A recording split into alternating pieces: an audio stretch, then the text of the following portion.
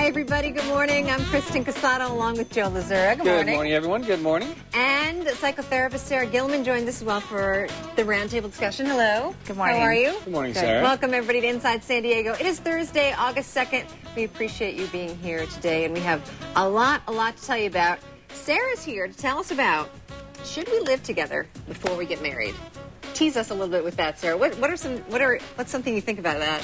Well, I think that there are variables. Remember, we are in a culture where so many people are divorced that we have age groups, we have goals, and some of the most important things to remember is where are you in your life situation and what are your shared values with Used the to other be in person. the old days of cut and dry. Yeah, that's right, black and white. Exactly. We're going to keep talking about that in a minute. All right, that's a good little tease for it. Apparently, it's the new thing, becoming a cyberchondriac, which is self-diagnosis, right? And going online to determine what your illness is and if you can fix it yourself. And look at the number of people. 160 million people last year went online to search for health care information. And, you know, and I guess that in a certain sense, some of it's good, some of it's bad. But cyberchondriacs represent 84% of all online adults. And to think about it, is there any time you've ever Google searched something that you think if you? yeah, absolutely. You know, like Have you ever daughters done it like something's happened? Or Absolutely, and my Absolutely. clients do as well. So it's really, I think it's That's a keeping us kind of a up to good thing. speed. But I do know of people who, you know, they are all constantly looking for things that are wrong, and they think, oh gosh, I have this and I have that. The commercials that run all the time, they've got me to the point where even I think I have restless leg syndrome. Right. You know, because Are your legs jumping up and you feel the need to move all the time do in I have bed? this symptom? Do I have that? And you start looking, and all of a sudden you start self-diagnosing yourself as having Well, symptoms. let's ask our friend you may not here, have. what do you think Yes, about that? Sarah. What do you think about, Sarah, that people may be becoming hypochondriacs, you know, because are they causing too many, are they thinking they have problems that they don't really have? Well, I think it's information overload, and I think it's contextual. They put it in a context, and they say, this must apply to me. Way back years, decades ago in, Psych 101, the first thing the teachers say is, this doesn't all apply to you, but it will sound familiar. So if you really think something's going on, then you can take the next step. But I think as a professional, it's helping us stay on our toes to have educated and informed people. When you go talk to the doctor, sure. Right, you come in and you say, I may have this, Sure. this, and this. But just when you're because it's going on for the second news or on the internet doesn't mean it's true. That is true. What do you mean by that? What? It just means we're well informed. Oh, okay, we're giving a lot of information. But You it is pick and true. choose. So if something is wrong with you and you want to do further investigation, then you can talk to the doctor on almost a level playing field and say, hey, I just learned about this study and this study. Can you find out whether this will help me? So it's probably not a good idea to go online, find some sort of remedy, take it. I mean, you need to check with your doctor first right. before Oh, yeah. you find some sort Absolutely. of crazy remedy. Sure. Yeah. Absolutely. And there are a lot of those, crazy absolutely. remedies you want to call them. All right, here's a remedy for if you're not feeling too confident. How about this? More and more women are wearing stilettos, really high stiletto shoes, and saving them under their desk for meeting time, putting them on, and then when they go into the meeting, they feel much more confident. They're saving them for meetings. What do you think about that? Well, I think they're going to have a back problem soon. Well, maybe gone are the days of the appropriate attire at work, you know. That's possible. What I find is interesting is that women do wear high heels and higher heels and higher heels, and I don't know whether they're trying to be taller than each other, whether it's just to make their legs look good.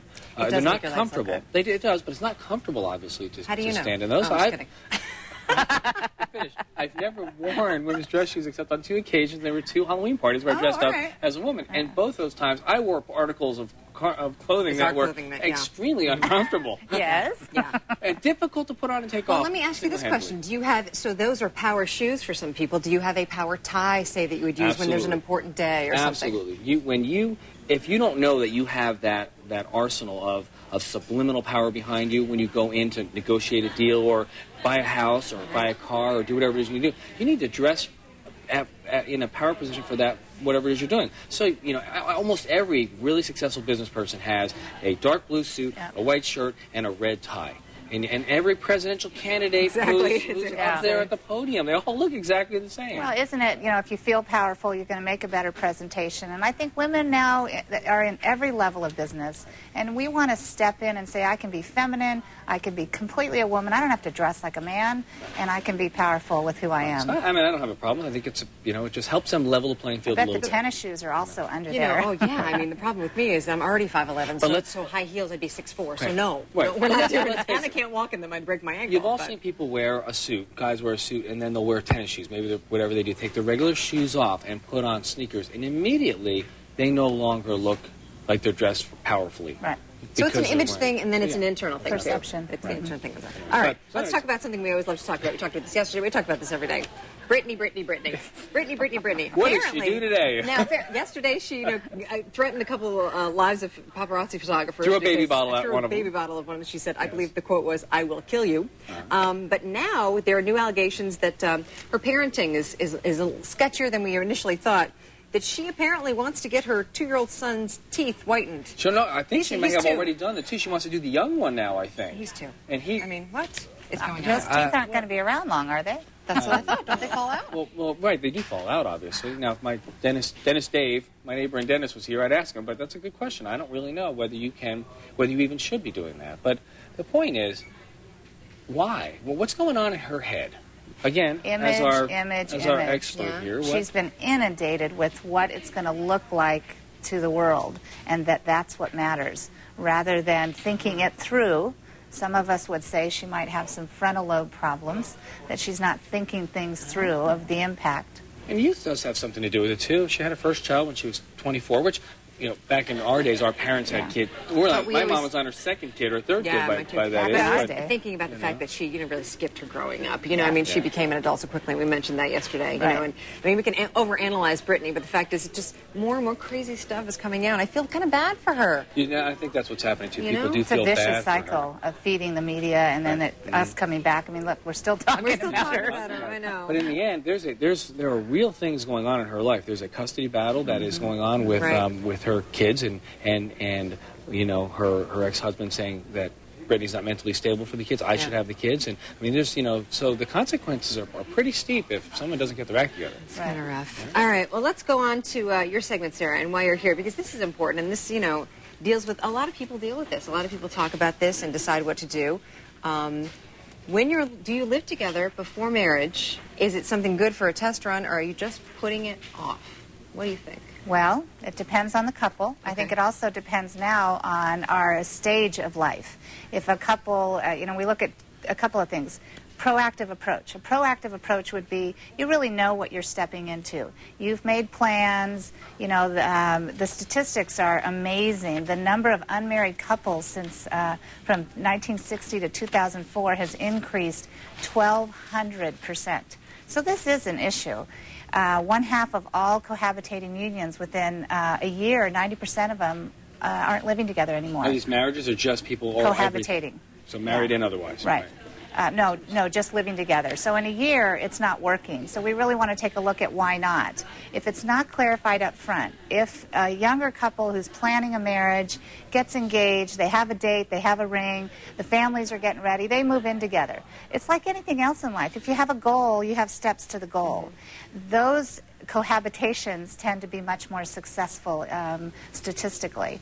But if you don't have a plan, a lot of people are saying, I want to try out the waters. I want to see if it works. You know what you miss, though? And, my wife and I, when we got married, did not live together beforehand. And then we got married, went on honeymoon, came back and walked through that door for the first time married. And that's a cool moment you can't recreate if you've been living together for 2 years before you decide to get married. However, it's a cool moment you can't recreate, but then it brings up a whole host of other issues, which you're newly married, so you've got a bunch of issues already, just starting to have the house I am together. the issue man. But then he has multiple issues that we're not even I'm going just saying to. in general. Just in general. No, going into back. that. But as far as, you need to make it private. But as far as, I'll tell you, I have lived with a guy before, and, you living together before, you make that major commitment, and you do learn a lot about each other when you are in that same space. Right. And if you're defining the commitment, why are we doing this? It doesn't have to be because we're getting married. Right. Maybe it's because we honestly want to try this out and see. But it's a half-hearted commitment. But if you're clear about it, then there's a time frame where you talk about it again.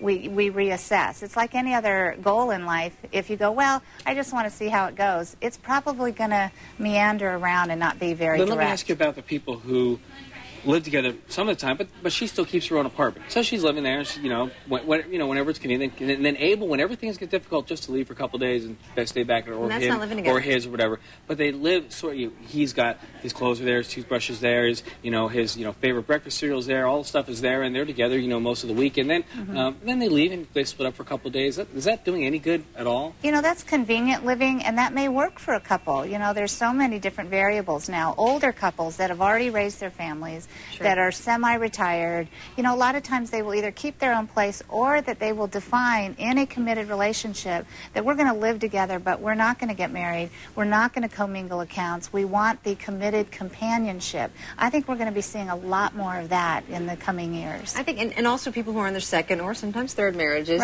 people who or more. get together again, with someone else, and they're like, I've done the marriage thing. I don't want to do it again, but I certainly enjoy living with someone, and you and I are good companions, or whatever. I would think after I got married 3 times or 4, I wouldn't want to get married again. I wouldn't want all my relatives to say, "Here he goes, crazy old Joe. Right. Uncle Joe is getting married again."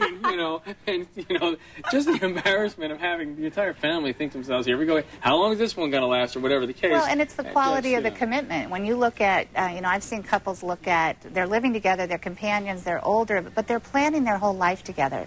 They are included in their trust, in their wills, in their family, in their commitments to business. Everybody knows that they're in a long-term committed relationship. I think pretty much in this time, this day and age, I think anything goes, and I think you just got to do what's right for you. That's my personal But don't opinion. be surprised when things fall apart and you really haven't talked about it. You just kind of, my lease is up, and hey, you've got space. That's what I mean. Right. We've been together a few months. Why can't we just, a few months. I don't think that that's productive. So keep the lines of communication really open. Right.